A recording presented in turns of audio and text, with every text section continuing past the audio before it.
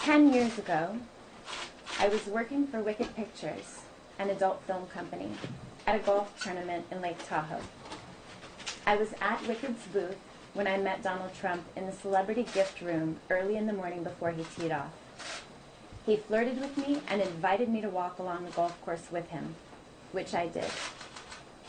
During that time, he asked me for my phone number, which I gave to him. Later that evening, he invited me to his room. I said I didn't feel right going alone, so 2 other women came with me. In the penthouse suite, I met Donald again. When we entered the room, he grabbed each of us tightly in a hug and kissed each one of us without asking permission. He was wearing pajamas. A bodyguard was also present. He asked me about my job as an adult film star, about details on shooting porn, and he also asked us about our personal relationships and whether we were married or single. We answered his questions. It felt like an interview. About 30 or 45 minutes later, we left his room. After I returned to my room, I received a call from a man calling on Donald's behalf. He said Donald wanted me to come back upstairs to Donald's suite. I indicated I did not wish to return. Then Donald called.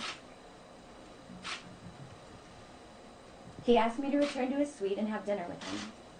He also invited me to a party. I declined. Donald then asked me, "What do you want? How much?" I told him that I couldn't, because I had to return to LA for work. I said that as an excuse, because I didn't want him to continue asking me, and I didn't want to be with him. After that, I received another call from either Donald or a male calling on his behalf, offering me $10,000.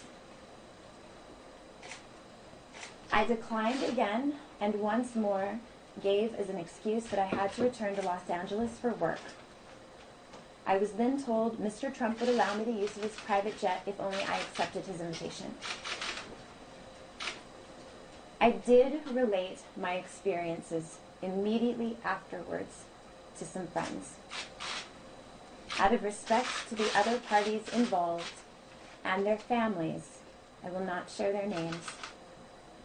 I am choosing to share my personal exchange in light of the recently released tapes in order to lend my voice, my strength, and my support to the other women who are coming forward. Collectively, his words and his actions are a huge testament to his character, that of uncontrollable misogyny, entitlement, and being a sexual assault apologist.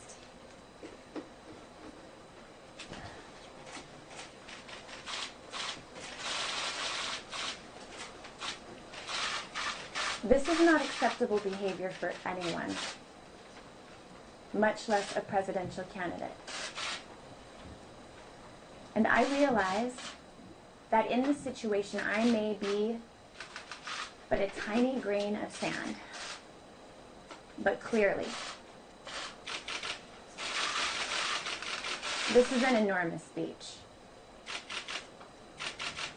I am not looking for monetary compensation.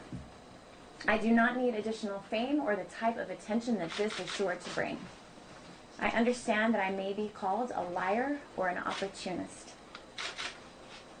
but I will risk that in order to stand in solidarity with women who share similar accounts that span many, many years.